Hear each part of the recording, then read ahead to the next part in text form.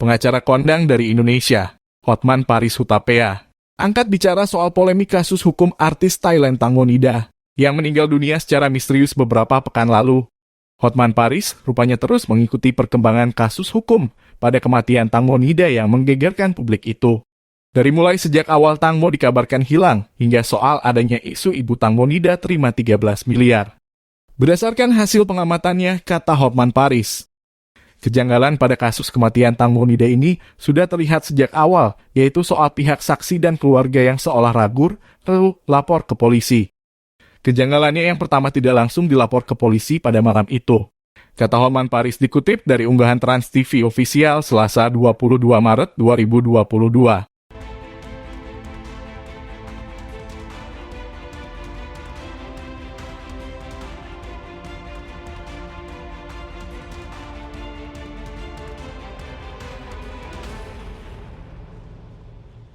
Hotman Paris mengungkap dugaan alasan keluarga Tangonida yang semula tidak berani melapor.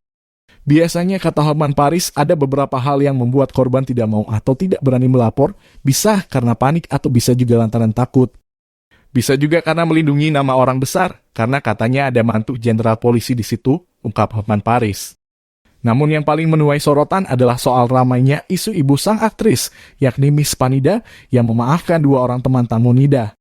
Diketahui dua orang teman Tangonida tersebut adalah Tanipat Por, sang pemilik speedboat, dan Robert yang mengemudikan speedboat. Kini keduanya sudah ditetapkan menjadi tersangka.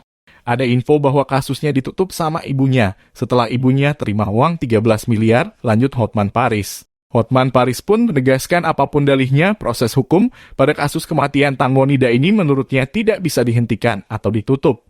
Suatu tindak pidana pembunuhan tidak bisa ditutup walaupun si keluarga korban yang masih hidup mencabut laporan. Jika kasus Tangonida ini dihentikan oleh pihak kepolisian, maka menurut Hotman Paris ini adalah sebuah pelanggaran hukum. Karena itu bukan delik aduan. Walaupun keluarganya berdamai dan walaupun pengaduan tersebut dicabut, tetap polisi berhak meneruskan penyidikan. Malah melanggar hukum kalau kasusnya dihentikan, ucap Hotman Paris. Sebelumnya, Miss Panida mengaku telah memaafkan teman putrinya itu.